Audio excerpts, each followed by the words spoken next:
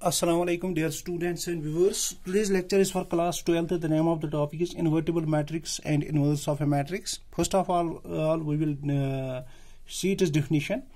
तो अगर हमारे पास n रोड स्क्वायर मैट्रिक्स है तो उसको हम तभी इन्वर्टिबल कहेंगे अगर वहां पे एक दूसरी n रोड मैट्रिक्स भी एग्जिस्ट करेगी सच दैट अगर हम उन दोनों का प्रोडक्ट करेंगे तो वो आइडेंटिटी मैट्रिक्स के बराबर होगी. Where I N is the unit matrix और इसको हम यूनिट मैट्रिक्स आइडेंटिटी मैट्रिक्स. तो बी को हम बी इज कॉल्ड इसको हम इनवर्स. अगर हम दो मैट्रिक्स का स्क्वायर मैट्रिक्स का प्रोडक्ट करेंगे तो वो आइडेंटिटी मैट्रिक्स के बराबर है. तो ये बी जो हमारे पास है इसको हम कहेंगे इनवर्स और रेसिप्रोकल ऑफ ए. तो जो हमारे पास इनवर्स है it is denoted by inverse को हम डिनोट करते हैं डिनोटेड बाय. तो इसको हम a रेज पावर -1 से डिनोट करते हैं. तो सिंपली तो ये डेफिनेशन आपको समझ में आई होगी.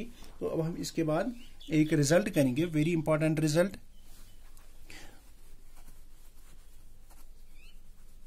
इसको हम कहेंगे यूनिकनेस थ्योरम. थ्योरम डायरेक्ट करेंगे. If a inverse a power is the inverse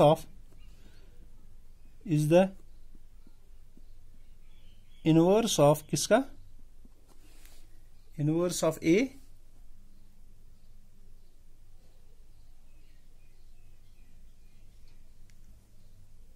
sorry हमारे पास जो रिजल्ट है यूनिकनेस का है. Inverse of A square matrix is unique. Inverse of A square matrix अगर एग्जिस्ट करता है if it exists is unique. तो अगर हमारे पास स्क्वायर मैट्रिक्स है उसका इनवर्स अगर देखेंगे हम तो वो यूनिक होना चाहिए. तो इसका प्रूफ हम देखेंगे. लेट हम लेंगे a B any N rowed square matrix. N rowed square matrix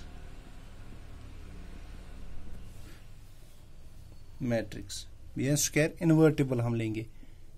invertible जिसका इनवर्स एग्जिस्ट करता है.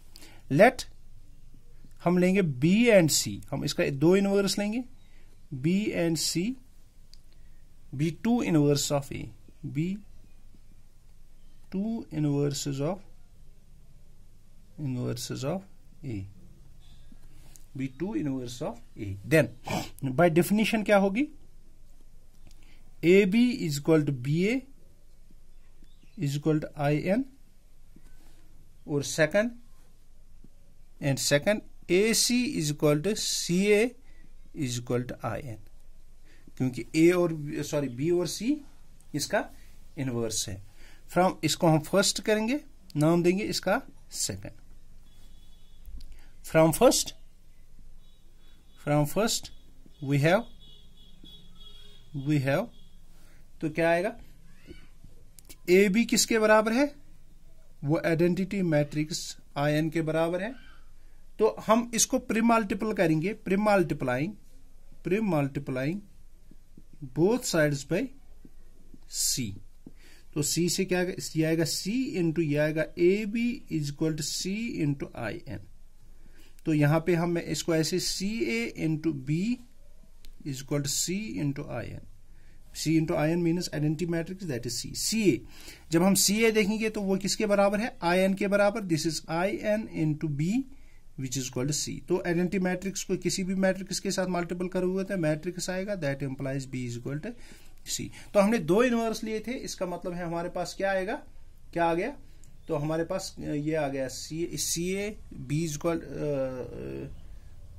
इक्वल टू हमारे पास आ गया B is equal to C. तो हमारे पास ये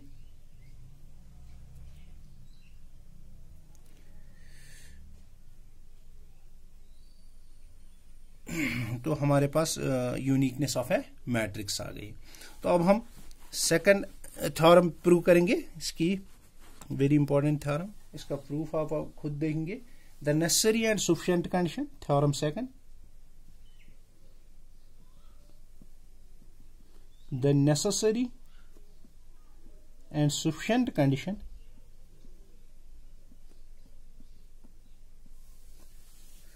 necessary and sufficient condition for a square matrix A, for a square matrix A to be invertible, A to be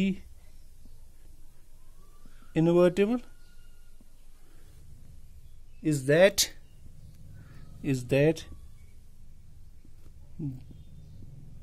determinant of A is not equal to, तो एक matrix तभी invertible होगी अगर इसका, तो ये नेसेसरी एंड सफिशिएंट कंडीशन है। तो पहले मैं आपको नेसेसरी एंड सफिशिएंट कंडीशन इसका प्रूफ देखूंगा। तो नेसेसरी कंडीशन मैं खुद दिखाऊंगा और सफिशिएंट कंडीशन आप खुद देखोगे। The condition is necessary, the condition is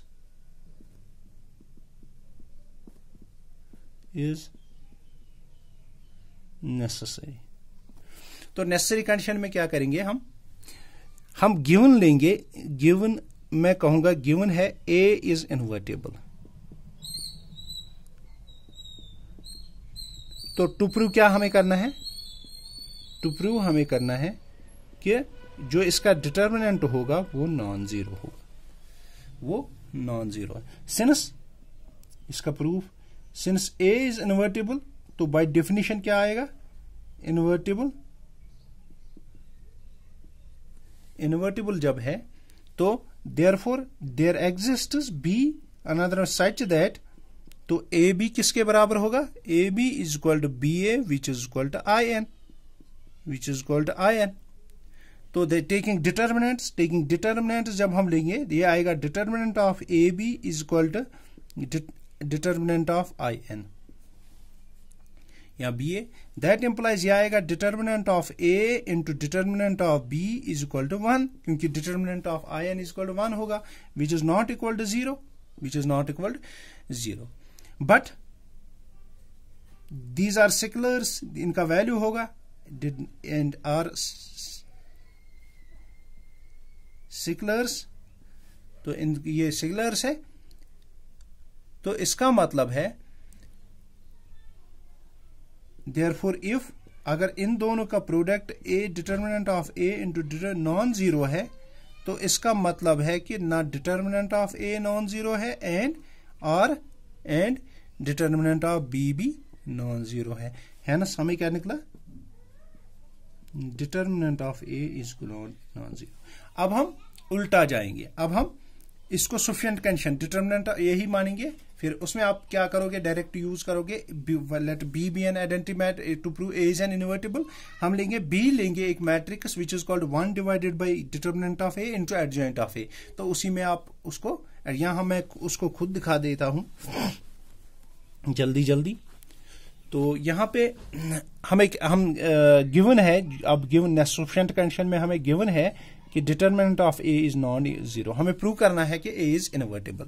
मैं लूंगा लेट बी एक matrix which is called 1 divided by A determinant of A into adjoint of A. ये मैंने एक मैट्रिक्स ले ली।